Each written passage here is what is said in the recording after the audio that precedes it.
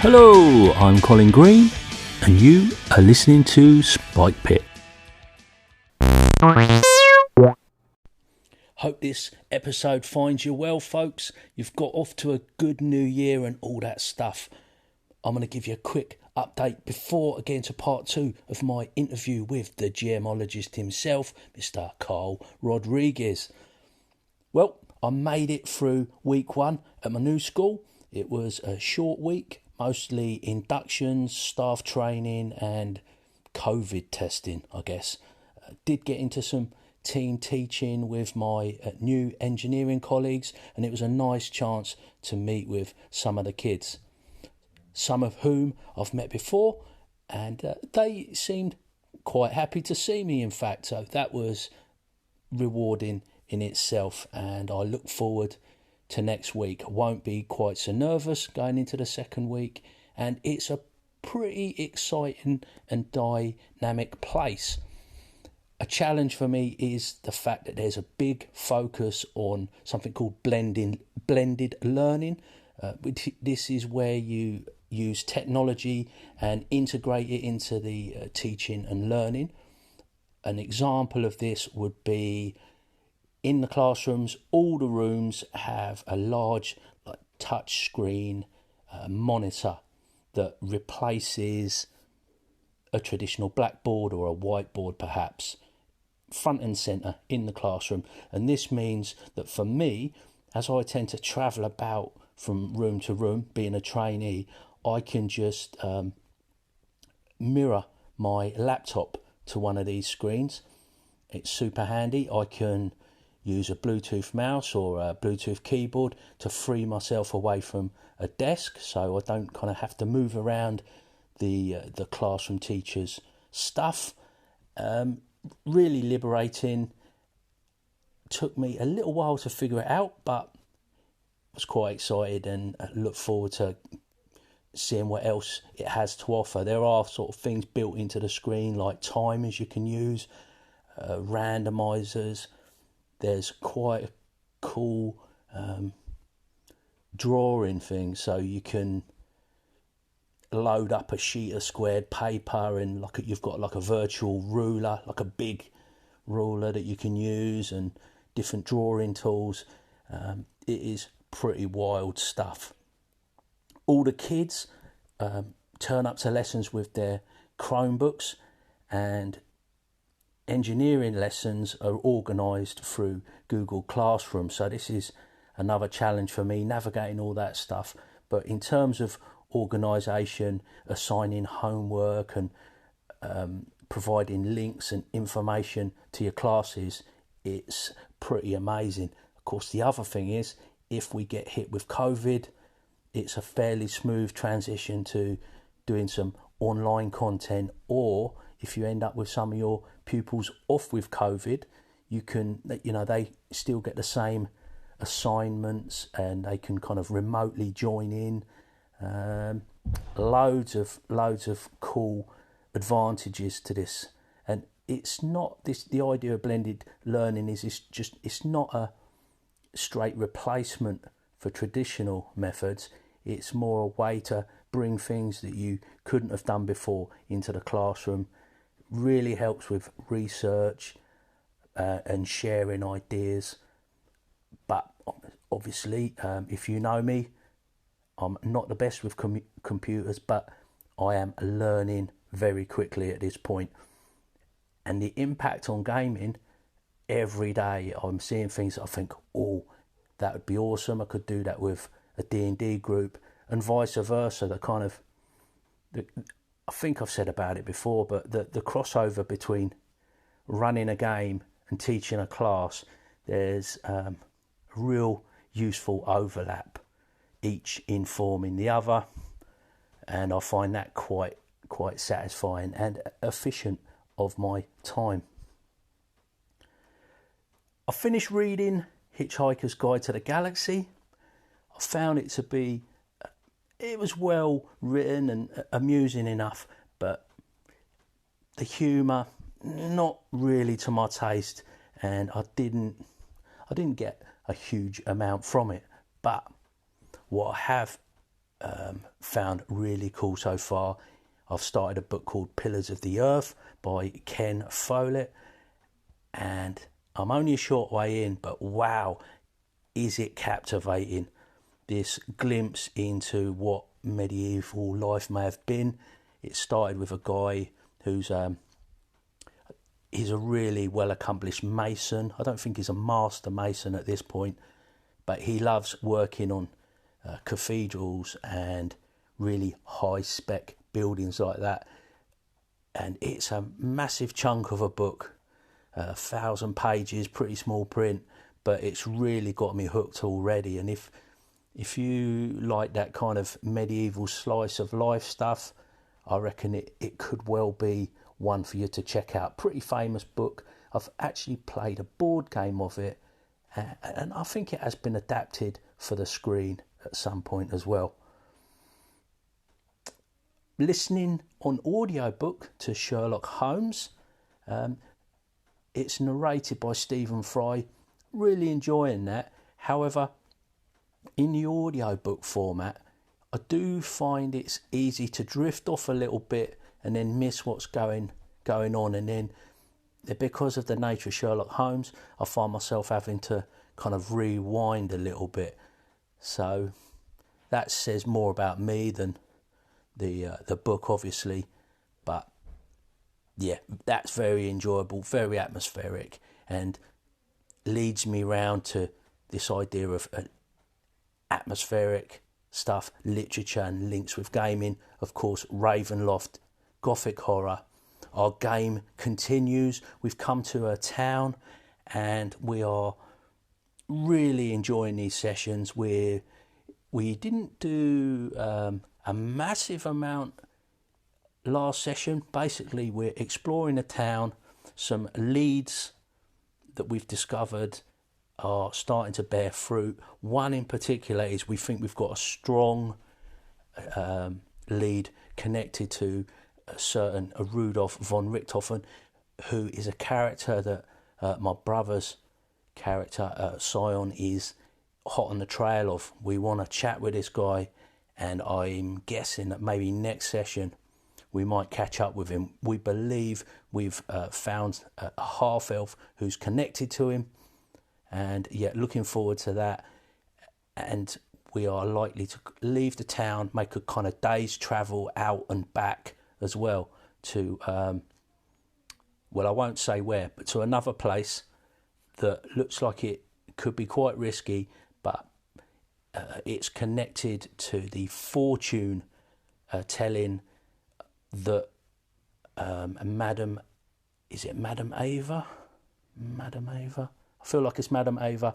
At the beginning of these adventures, there's a Tarot deck reading, kind of like tarot cards, and they allow a dungeon master actually to change up this scenario, change up the campaign, if you like, by revealing these certain leads in the reading, and then your players go off exploring different things. Because it's quite an open sandbox, my understanding of the adventure is that it's an open sandbox, and by doing this Tarot reading, you're kind of pointing the players in a few different directions. So looking forward to that next time. You're about up to date now, so I'll ramble on no more. Let's get into part 2 of my interview with my old buddy Karl. And podcasting as well. We're talking on podcasting. How are you finding it? How are you finding the whole business? I've noticed you've crept some background music into some of your segments, and it sounds like you're finding your way around Anchor.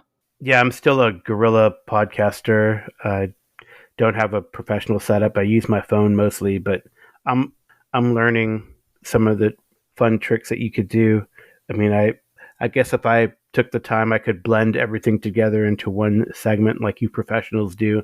But sometimes, I notice that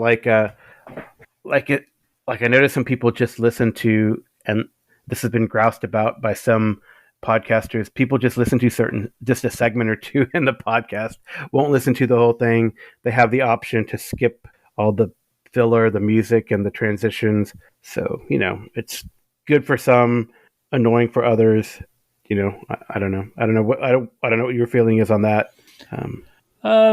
I don't suppose I really care. It'd be nice if people listened as the creator intended, but that's just that's a little bit vain, I guess. Or yeah, I mean, sometimes people skip to the chorus of a song, or only rewatch or watch a certain part of a movie. I mean, I don't know, right? I guess you can't slight people for their. Nah, wouldn't dream of it. I mean, I suppose we're talking about music. What started you off with the idea for singing? So quite often we'll tune into GMologist Presents, and we'll hear you're doing a bit of singing. Yeah, you get to hear my pitchy, off key, heavy reliance on the vibrato singing. Yeah, I don't think it's that great. Sometimes it turns out decent, but I haven't done it for a while. I need to get back into it. I think I had some ideas for some songs that could be prompted by the keywords, but I just haven't done it. I think there was one.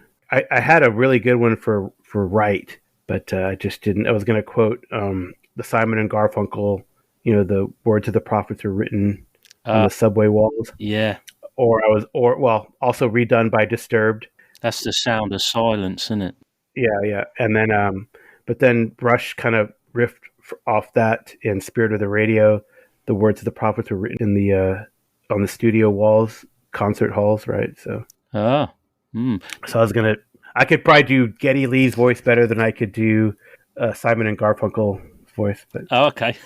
or I could do a passing voice of David Draymond from Disturbed. He has a more guttural. He does all those vocal ideations. Okay, yeah, come up here and there. Like I think I had one. I think I did one for Bone Crunch recently. Oh right. For Harlan Walker of Pelham's Wasteland, I did a vocal ideation. Okay. Where I did if you could imagine an orc saying Bone Crunch, giving a good wog in the Warhammer parlance. I think I might have heard that. It's probably been keeping me awake at night. Have you got any musical talents beyond the singing, Karl? Have you dabble with any instruments? No, I've been wanting to. Maybe I'll do that here in the fall. Just like I have a guitar. I need to either try to teach myself. There's plenty of instruction online, or go to a professional to learn. But I have a guitar. My wife got me a guitar a couple years back, but I haven't really done much with it. So I got to go to beginner lessons, and it'd be nice to have that. I don't think my singing is that great, like I said, but there's a guy on YouTube called it's called Justin Guitar, and okay, I thought he was a great tutor. He puts things really simply. Cool. I might have to. Yeah, Justin Guitar is called. He's really took off. He's quite big now, and he's just a nice guy. I think he's an Australian fella, and he lives over here, but he's made a real success out of it and has done various tutorial books and things. Cool. But he does a bit of everything. So he'll talk about amplification. He'll talk about electric guitars, acoustic guitars. He goes into ukuleles, and he's not fright. He's doing contemporary music, but he'll also do some classic. He just covers songs that people tend to want to learn, and he covers all different musical styles, and I just found him to be quite useful. When my son started learning guitar, he picked up with Justin, and he made good headway. He plays the drums. Yeah, it's cool. Yeah, and he does music at school. And I think once you do one instrument, it's easier to pick up more. A bit like if you're a carpenter and you learn how to, you learn a trade, it is easier to pick up other trades on top of the one you started with, Yeah, just back in, I remember when the decision was made like I back in middle school. I don't know so I guess it would be like seventh grade, right? You have this choice in your academic life to go more arts or more sports, and you really can't do both. It just doesn't work well. Mm-hmm. So I chose to do at least when the school is teaching you. I guess if you had the time on your own, but of course my extracurricular even back then was spent gaming. So Yep. so my scholastic extracurricular was sports, right? So I started playing American football in middle school, and I went that route. I went the vocational and the trade route instead of the singing and band route. Mm-hmm. So along with most of my other friends, I don't know, peer pressure and all. Yep. Yep. But in hindsight, maybe I should have stuck with the choir thing. It's never too late, Karl. They say that languages are easier when you're younger, but you could still lay down those neurons to do the right thing. Yeah, I mean, do music, and I think too often people write themselves off. They hit 40 and they kind of feel like they've done what they're going to do, and it's easy to get stuck in a rut. And I'm really glad to be starting a new career. I'm looking forward to it. So if I can take up a career, I'm pretty sure anybody could pick up an instrument or start doing some artwork or any of these things that maybe folks like us getting a bit older attempted not to do. I would urge that you pick up the guitar and give it a go. Yeah, for sure. I mean, I love music. I think when I'm down, I find a good song. Like the earworm right now for me is Saxon and the Band's Played On. So I just keep hearing that in my head, and it's a pretty cool song about a simple thing, right? So that's what I think is great about some of these bands. They take a simple idea, and I think in the case of And the Band's Played On, it's a narrative about like a rock festival. Probably, and it seems like it's one of those really cool situations that the weather throws at us when the sun is out and it's raining. It's kind of cool, and you see the rainbow and stuff like that. Yeah, so that's what the song is about. Oh, right, wow. It's a pretty simple thing that probably happened in their career, and Biff Byford and the guys, write a song about it. Oh, that is that is a magical phenomena as well. When you get that happen, it's something quite wonderful. Yeah. Now we've gone a little bit out of sequence, but that's okay. It's kind of natural progression of what we're talking about at the music and music.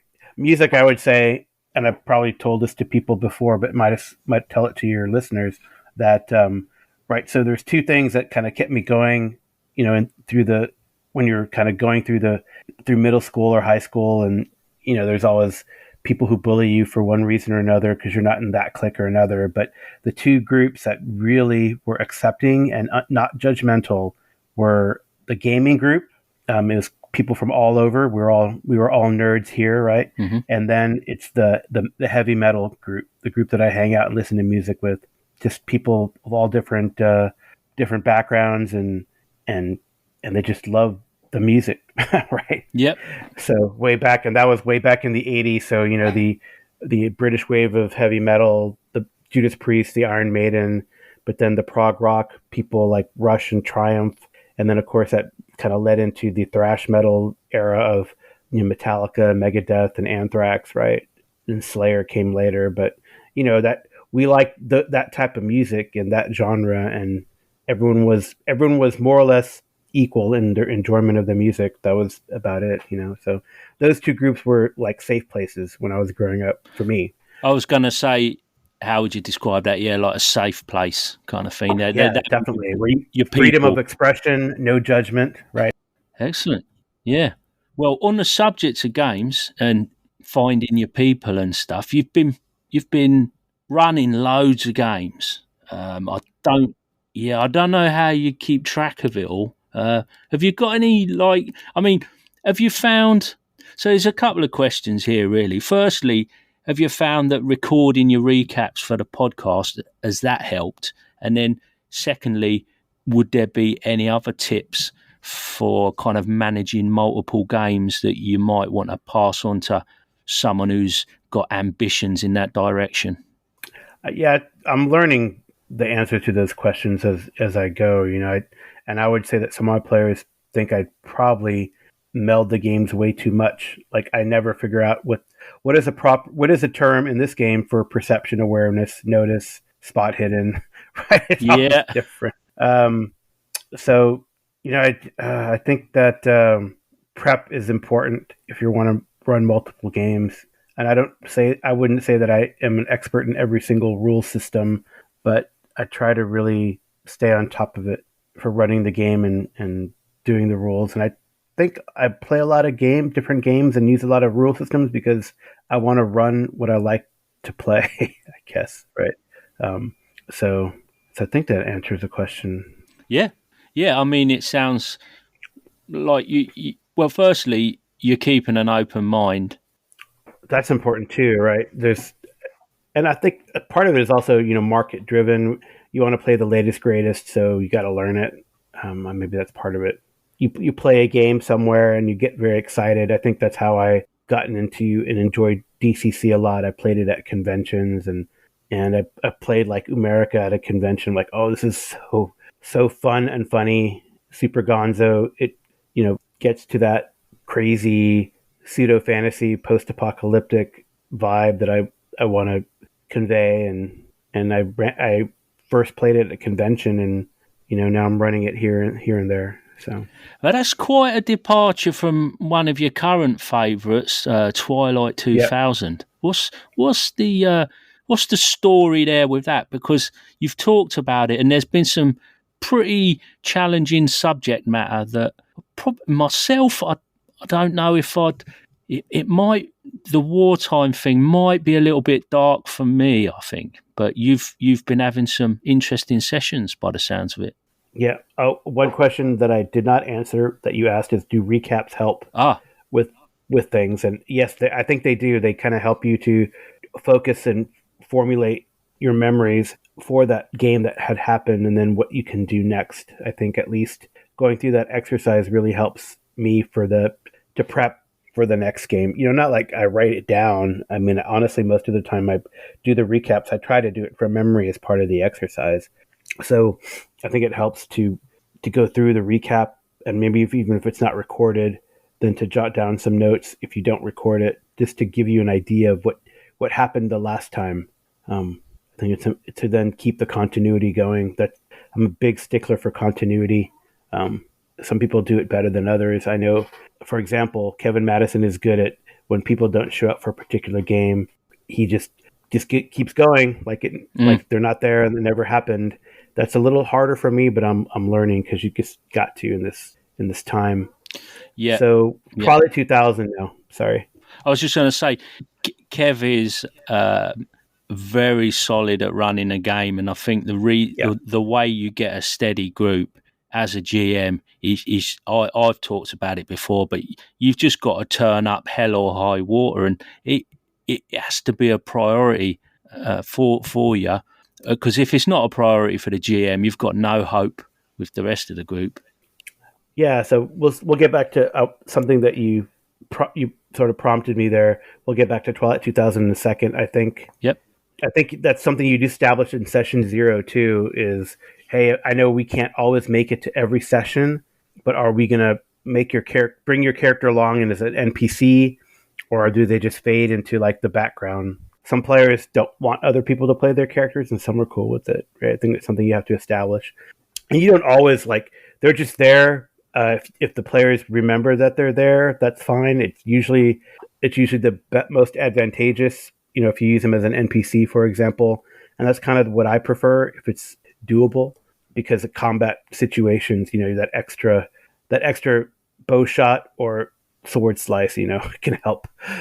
Yeah, out, definitely. Right? Definitely. So Twilight 2000, right? So this is a game that was developed by some pretty cool game designers like Frank Chadwick and the Keith brothers back in the 80s, and it is a game about what if World War III had happened during the Cold War, at the height of the Cold War, back in the 1990s, early aughts. So that's why it's called Twilight 2000. And so as it's a pretty complicated, math-heavy game. they even have like in the first edition, what I'm talking about is like a spreadsheet for you. The spreadsheet, like instead of a character sheet, they have a spreadsheet for how you make your character, and then you transfer that all to your character sheet.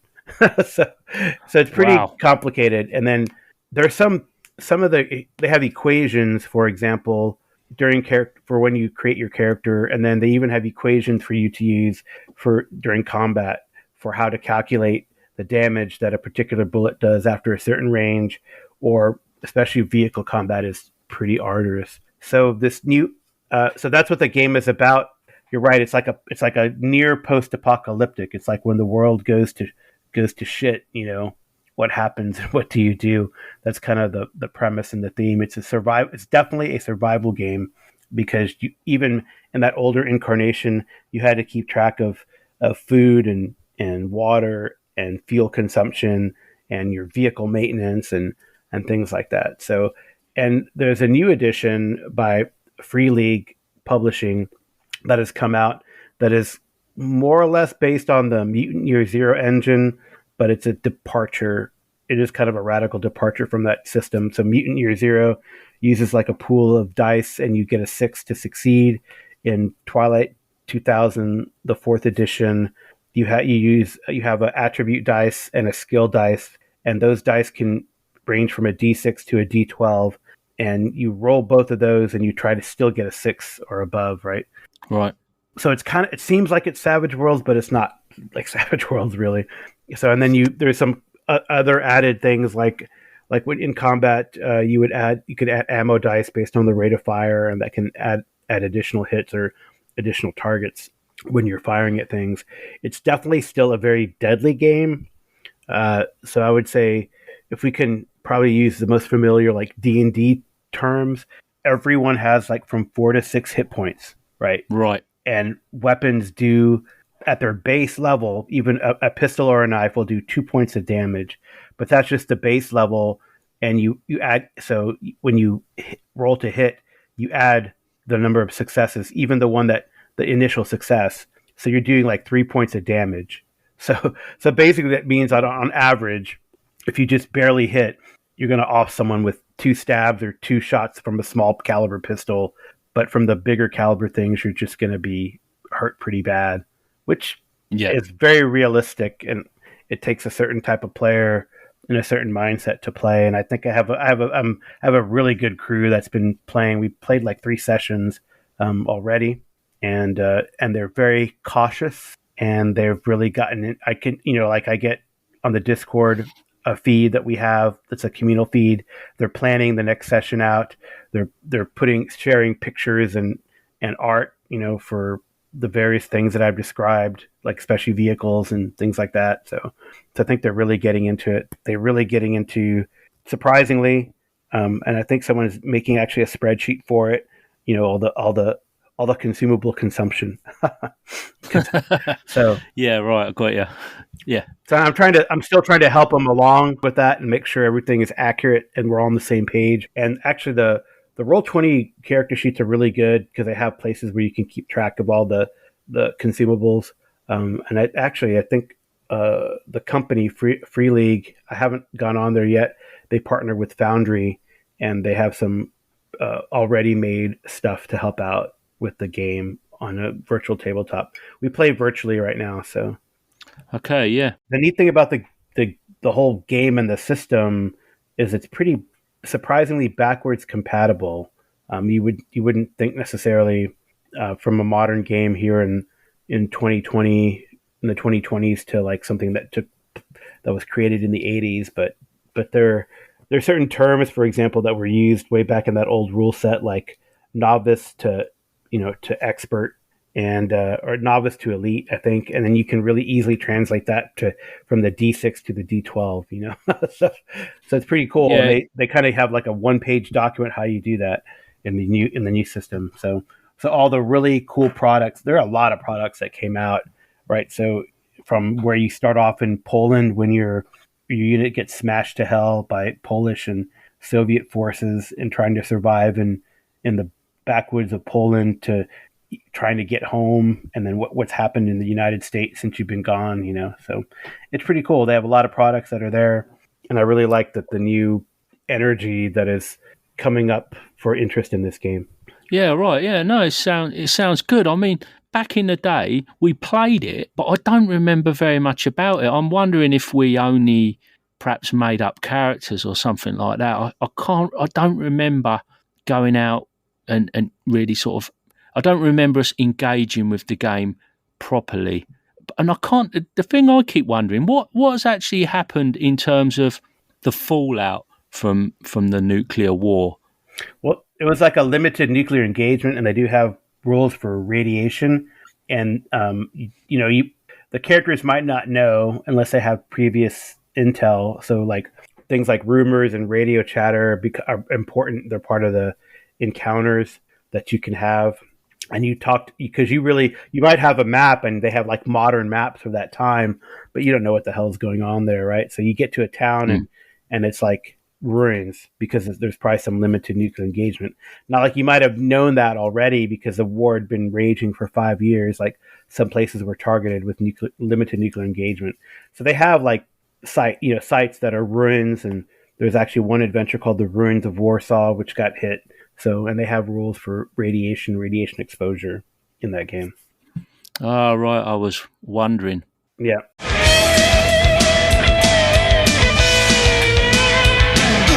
And that, as they say, is a wrap. Big thanks goes out to you, the listener, for taking a bit of time out of your day to listen to old Spike Pit. Take care, and I'll catch you later.